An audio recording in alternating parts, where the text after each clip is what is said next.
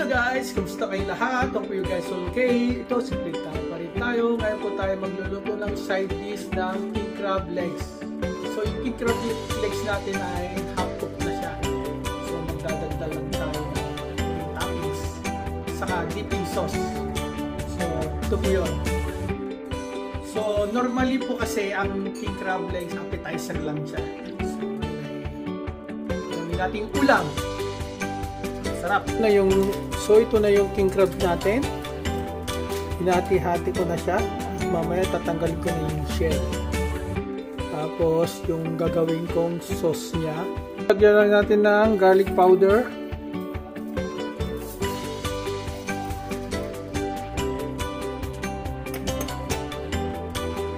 Salt.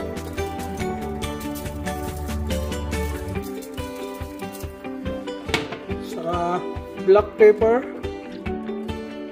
ground,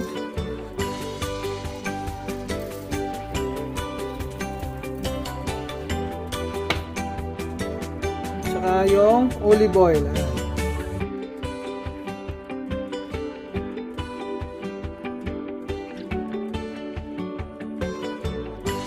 Kung may paprika kayo pwedeng maglagay, kaso wala tayong paprika. Halo-halo lang natin.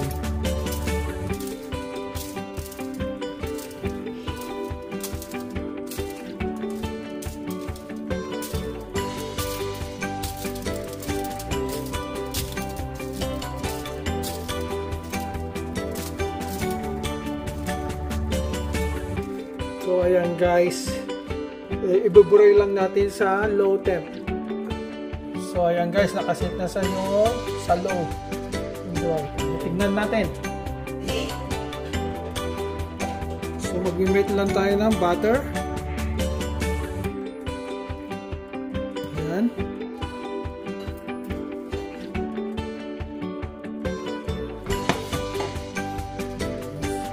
I-melt lang natin yung butter. Tapos lalagyan natin ng minced garlic. Ito yung sauce ng king crab natin. Ngayon, nalagay natin yung minced garlic sa kutsara. Sarap.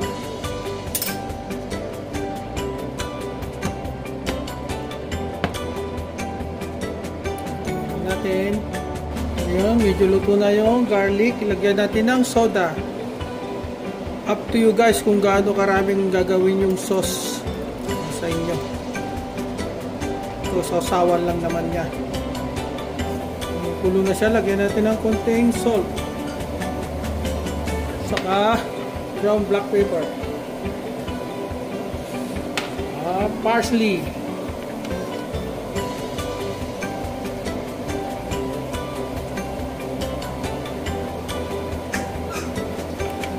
Ayan guys, tikman natin ayon sa panlasa natin ito. Tapos na yan. So guys, lagyan lang natin ng cornstarch. Palalambutin lang natin yung sauce.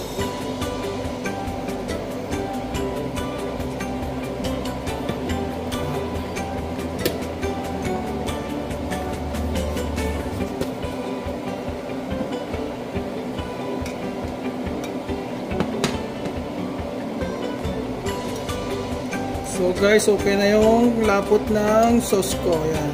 Tama na sa akin yan. Yan ang kalapot. Ready to serve na yan. So guys, yan na yung king crab na half cook. Saka yung mga tuwan gusto yung idagdag. Pero nag-broil ako ng bell pepper, mushroom, saka onion, saka carrots. Saka yung ginawa kong sauce. Ayan.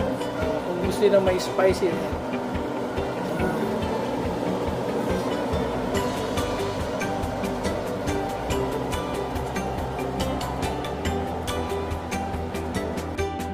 So guys, ganyan lang po kadali mag-prepare. Subscribe to my channel, like and share, comment down below. Peace on earth! So guys, kaya may special occasion ngayon, kaya nagdagdag ako ng fettuccine pasta. Ayan mo siya.